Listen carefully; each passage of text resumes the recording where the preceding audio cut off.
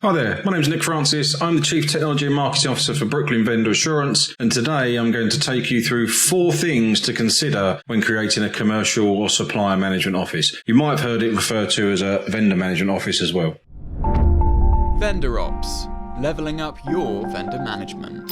So, what do you need to consider in your operating construct and what will be evolved in order to establish a commercial, so customer, or supplier management office? First things first, the mission. So, customer supplier management office will be made up of existing managers or account managers or customer managers or supplier managers that are in the space and associated team members like coordinators that are aligned to those entities. And they're dedicated to manage customer and suppliers, the contracts that are underpinning those customer and supplier relationships, and also the associated products and services that fit within that. Also, in the context of post-award. So what that means is once the contract or the deal is signed, looking after that for the duration of the life cycle. The aims will to be drive and adapt and continuously improve the best practice and the policies and the processes that wrap around the customer and supplier relationship in this sense. The group will be focused on capturing business value and whilst ensuring what was committed in the contract is delivered, making sure that benefit and that business value is being realised, and also reducing any risk of the third-party engagement.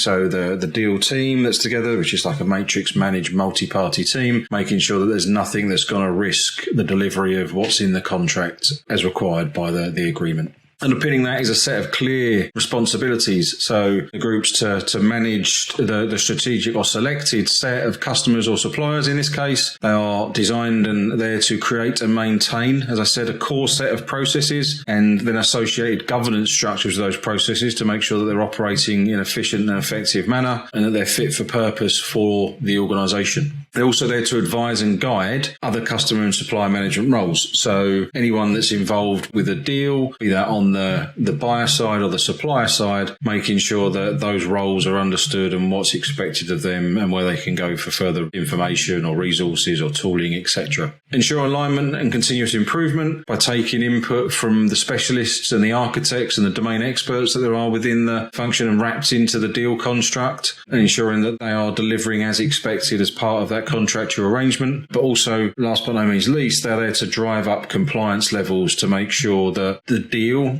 be it compliance on the customer to the supplier side or the buying organisation side, the supplier side, that they're effective in a control environment sense. So all the controls, be it financial, be it information security, be it data, remain healthy and optimised throughout that life cycle of that deal, which thus is going to reduce the risk of anything potentially untoward happening.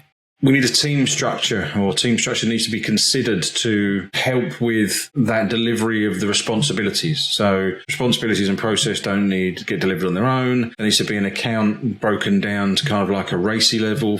RACI matrix is a responsible, accountable, consulting and informed matrix. It's a good way of working out who's going to do what within a team and where those governing bodies report into. So in this case, you've got on the left, you've got governing bodies like procurement functions, commercial functions, compliance and legal, risk and the executive group that will feed in and represented as governing bodies that help set policy, etc., into what is effectively a commercial or supplier management office director. Within that group, there needs to be a manager type, right? A lead, a designer or an architect, as you were, that's going to look at evolving and maintaining and building those processes on an ongoing basis and reviewing and refining them as new processes and new requirements come on, either through business change or the regulators of potentially that industry asking for new things to be done in conjunction with suppliers and customers that are managed against a deal context or in a contractual context. They're also going to be responsible for looking at what the internal tools are that underpin those processes, that help scale that out, help digitize the process, make sure there's the relevant data repositories to be operating at scale. A lot of these functions in large companies nowadays, they need to have a tool set or a digital tool set to help scale the operation, at least cover off all the bases that are required from a compliance level, policy or regulation standpoint. You then have the individual customer and supplier managers that are part of that group, and they break off and are like a hybrid operating model that's the centre of excellence, and then they break off and deploy into the company subsidiaries and the internal service owners to help them understand the context or what what effective deal management looks like to make sure that the outcomes of the contract are delivered, as I said earlier. So quick statement on that. So the organisation will start small, execute at a growing pace in line with onboarding priorities. So most important customers, biggest deals first kind of thing. And they will establish themselves and look at by segment or by category in some sort of semblance of what's critical to less critical, because it's highly likely that you're not going to get across every single contract you've got or every single deal in the organisation you've got. So there needs to be a way of prioritising them. You need to look at it by role. So in terms of what roles are involved within this management of this deal and how they need to work together. Again, as I said, critical processes are being reviewed around the life cycle. And then from the centre, all of this is driven out to the business units and the subsidiaries. And ultimately, that's the team structure and the process structure that's going to create this commercial or supplier management office.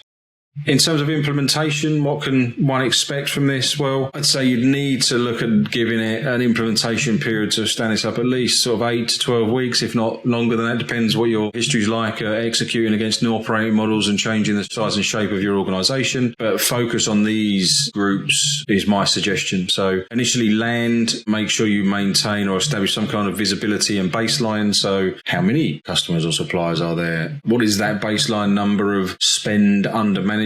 So all those relationships, all those deals added up, what's the total cost? How do you segment them into priority? How do you wrap around a strategic design on that in terms of what the team's focus is going to be to start with based on the size and scale of the resources you've got available? How are you going to communicate out the governance? What are the governance structures going to be for this organisation? Thinking like in quarterly, monthly, weekly, and even maybe daily meetings, etc. that take place. Establish that basic organisation, like that's shown in point 3 above. Document your core processes at a minimum. So what are the core processes that the function will operate off of, and define the tools landscape required to manage against that. So that's your kind of land phase. It might be a number of weeks in length before you then look at the expand phase. So deploy the customer or the commercial, should I say, or supplier management office platform. What's the tool of choice that's going to be deployed out to help that organisation scale and grow and capture all the necessary points and run all the processes? Establish within that tool set the control environment. So what controls are you going to deploy to what deal and why? How to define what deal gets what controls is a separate piece of work all in itself, based on typically potentially inherent risk. So what's the risk of the deal that you're looking at? And there's going to be more information coming on inherent risk and why you might want to measure that. Looking to increase compliance. So how do you then measure compliance of a deal? What are the control environments? If all those are met, how do you know that they're met? And then how you then make sure compliance is driven up within a deal construct. Make sure the risks are effectively managed and captured. So initially captured as part of the start of the deal, back to that inherent risk point. So what are the risks of doing this activity with the customer or supplier? How are you managing those risks? How do you then hold your customer or your supplier to account, essentially? So basically holding them to the terms of the deal, making sure that what's being delivered is in the spirit of what was signed up to at the begin with. Then once they expand, you look to evolve. So evolving in terms of taking cost out or bad cost, taking that out, capturing more value, so increasing the value of the deal, looking at how you consolidate services into this, how you can make it more efficient, faster, quicker, better, and then how as a group that you can come together and use the brainpower of the multiple organisations that are in place to then do some joint innovation. So over the period, if for implementation that you do those 3 stages well, what you can expect in terms of business outcomes and goals is you're going to get improved in performance of your deals. You're going to reduce the overall cost of either managing that deal or the value of the deal itself. You're going to add more hidden value. So look at leveraging the multi-party team where possible to make sure you've got some added value coming out of there, be that just from a knowledge perspective or extra scope you can deliver with the same. Looking at reducing risk because you're going to better manage your controls. The risks are going to be managed better. Thus, by managing the risk better, you're going to increase your compliance and make compliance better. And ultimately, the better you get at this, you're going to shorten your time to market. You're going to go quicker at getting these deals stood up and delivered in a consistent, constructive manner that is well understood by your organisation. So everyone becomes more familiar with it. It means you'll go quicker, basically. It's like a blueprint for success. And by the nature of what you're doing, you will increase collaboration. And ultimately, the increased collaboration is going to lead you to increased revenue at some point. Hopefully, that was useful. That is, like I said, some of you will know it as a vendor management office. It can also be called a supplier management office. But on the other side of the fence, if you're working from a customer perspective, it's a commercial management office, basically there to ensure the success of the deal for the very important deals of an organisation. And this is one way you can deploy that in a sort of a hybrid operating model perspective where you've got a centre of excellence and then they help educate the rest of the organisation and make sure the deals are running in a compliant yet performant manner. Thanks again. Speak to you soon. Bye-bye. To keep up with the latest Vendor Ops news, subscribe here and follow us on LinkedIn and Twitter. Links in the description below.